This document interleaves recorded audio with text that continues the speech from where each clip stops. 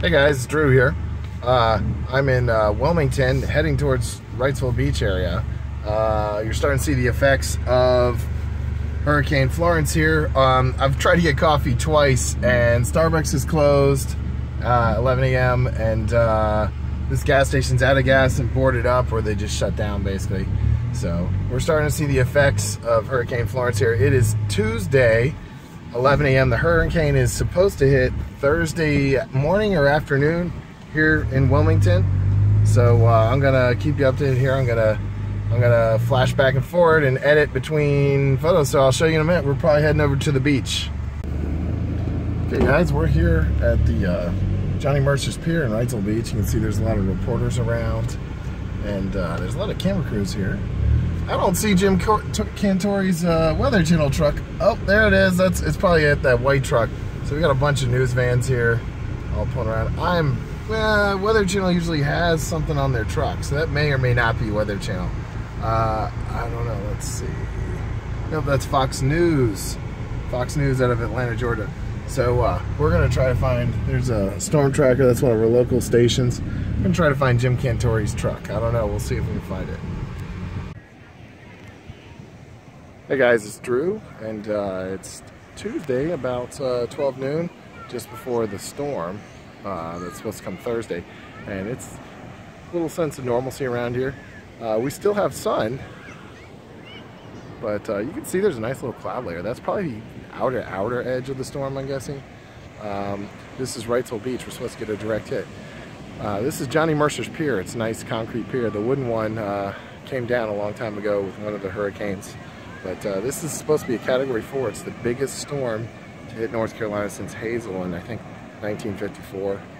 So this beach you're looking at here, these houses may never be the same again. We'll just have to see. I'm sort of documenting it here.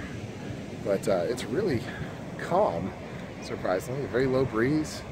There's a couple sprinkles of rain, but that's kind of a cool little setup there. So, but just have to see how this pans out. Will Johnny Mercer's Pier make it?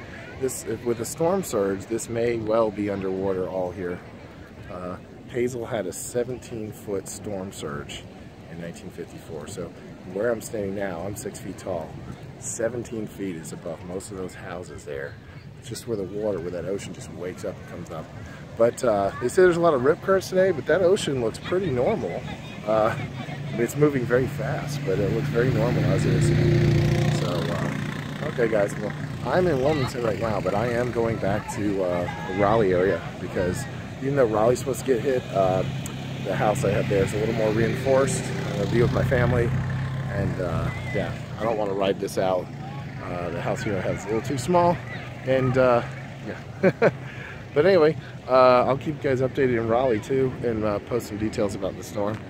And this is Drew, and I'm in Wrightsville Beach. It's Tuesday, September 11th, and it's about 12 noon. And you can see all the camera guys there. And then in here, there's a bunch of camera guys. All right, guys. Thanks for watching. Okay, guys. We're down here at the north end of Wrightsville Beach. This is where the Shell Island Hotel is. And over there is Figure 8 Island, way off in the distance. Sort of see it well. No, zoomed in out there. Got some photographers taking pictures. This does look like sort of an edge of the storm. I mean, this is pretty impressive here. People are just taking pictures out here on the incoming storm. So it's Tuesday. It's about 12:15 maybe. 11:45. Wow, I'm losing track of time. I am amazed at how many houses have not boarded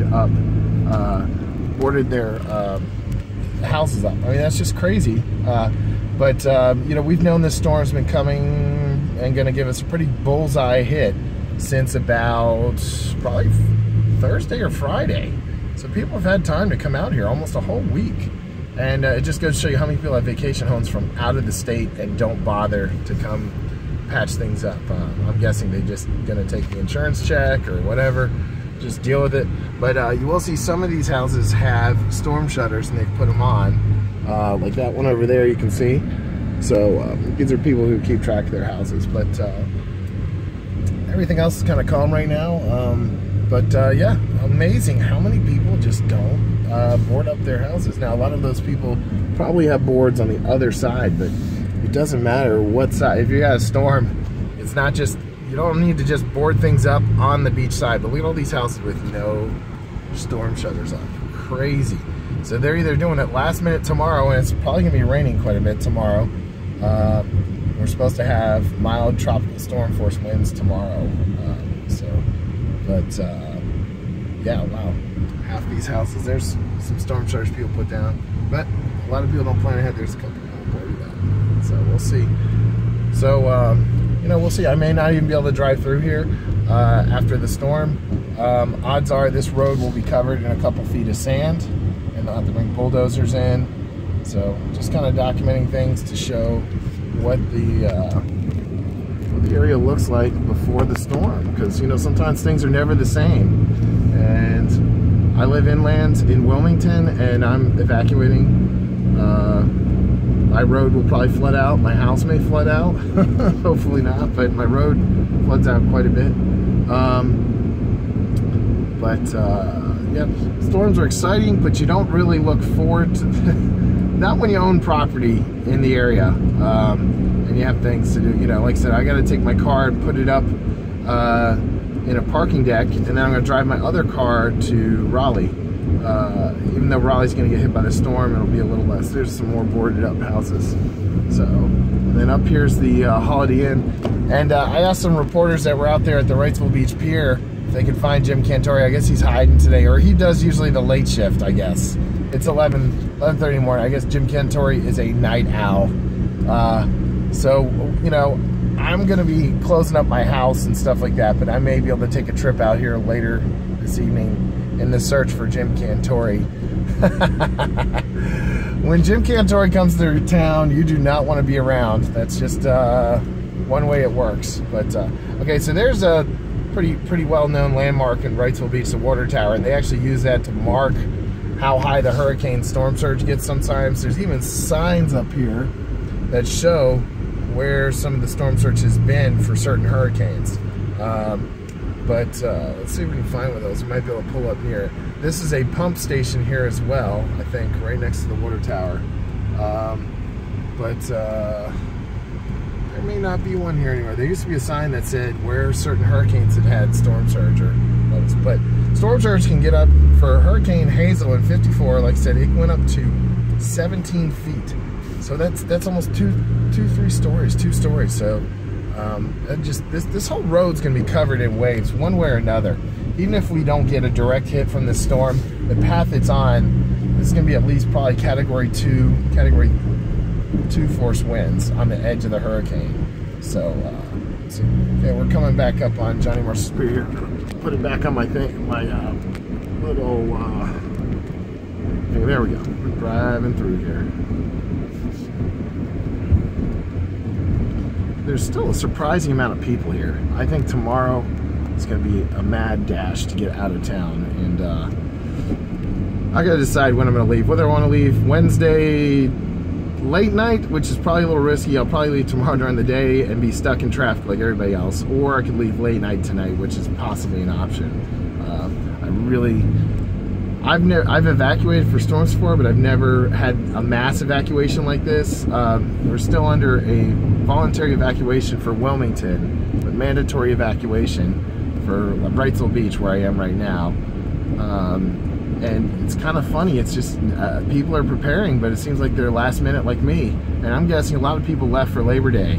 We just had Labor Day a week ago, 2 weeks ago, and everybody's come back into town now, unfortunately, because to pack up and get things all set. So it's yeah. All right, we're just gonna drive along here. Some of these structures may not be here if this is a hard-hitting storm. You never know. We just have to see how things fly. This is a 60-year storm. We haven't had a Category 4 in 60 years. Fran was a Category 3, and that hit in 1996. We've had a lot of little 1s and 2s and a lot of tropical storms. Nothing massive like a Category 4. So this could be a life changer for this part of the town. Most of these structures have been here for quite some time. They got their metal shutters up. A lot of these stores just haven't boarded up yet, but they will in time. So. Okay,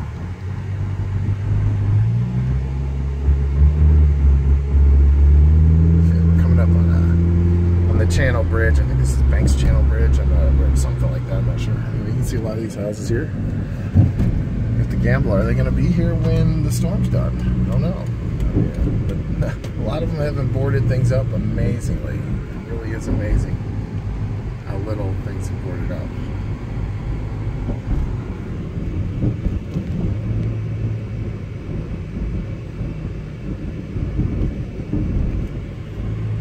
Okay, guys, I'll get back to you in a little bit.